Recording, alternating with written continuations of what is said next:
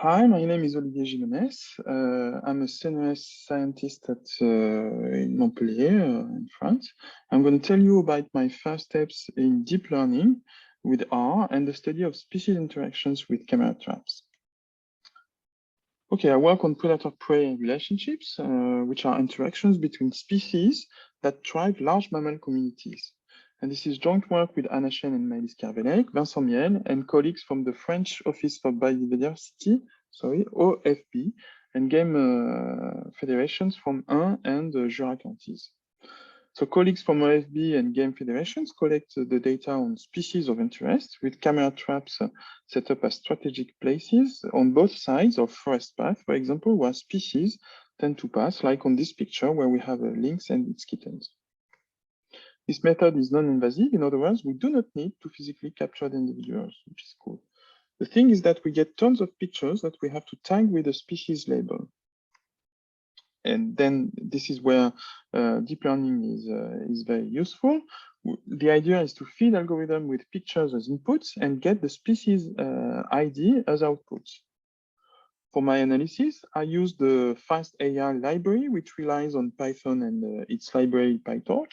The advantage of this library is that it comes with an R package that provides a bunch of functions to use it. Sorry. What are the results I got? First, I did some transfer learning on a study site in the Jura County where we had a ton of pictures manually tagged. To do so, we only need a few lines of code. We first load the FastAI library. Then we load the picture that we split into a training and a validation data set and apply all sorts of treatments to these pictures. We get the pre-trained model architecture, here ResNet 50. And then we continue training the model with our data. I used 20 epochs and saved the model after each epoch for later use. The results are rather good.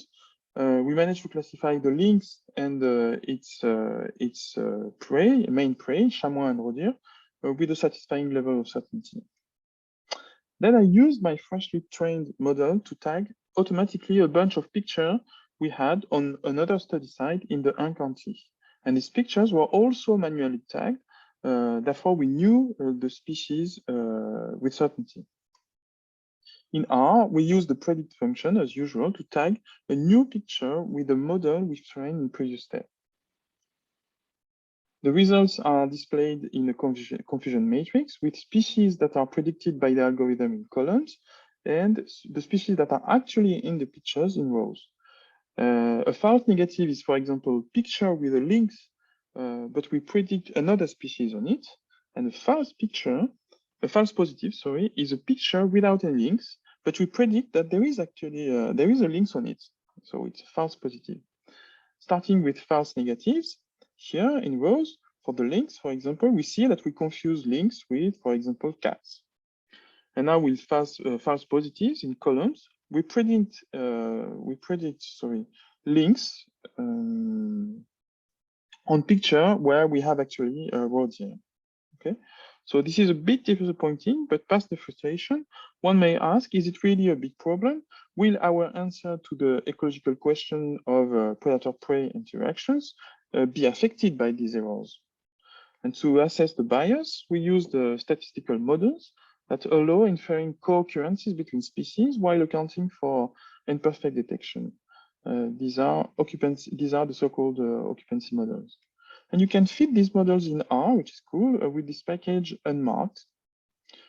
This is a snapshot of the data, one panel per species, so lynx here, fox and cats, and with camera traps in rows and time in column, sampling occasions in columns. Detections are in blue and non-detections in pink. With this data, we build models to test our hypothesis about interactions. And here we look only into interactions between lynx and its prey. And we also consider species-specific detection probabilities. And we fit our model to the data using maximum likelihood. And then we get occupancy probabilities for lynx given presence or absence of its prey. In red, we have the estimates from the model fitted to the picture that were manually tagged, and in other words, without false negatives or false positives. It's the ground truth. In blue-gray, the same model fitted to the picture that were automatically tagged by our trained model with a CNN, convolutional neural networks. And there is a small bias here in the occupancy probability of links given the presence of both its prey when we rely on occupancy or on automatic tagging. Okay, the difference in estimates is small, and we may well decide to ignore this bias and save us a lot of time by not tagging picture manually. Now we have a bigger issue here with the occupancy probability for links given roe deer presence and chamois absence, which is clearly underestimated. Okay, to conclude,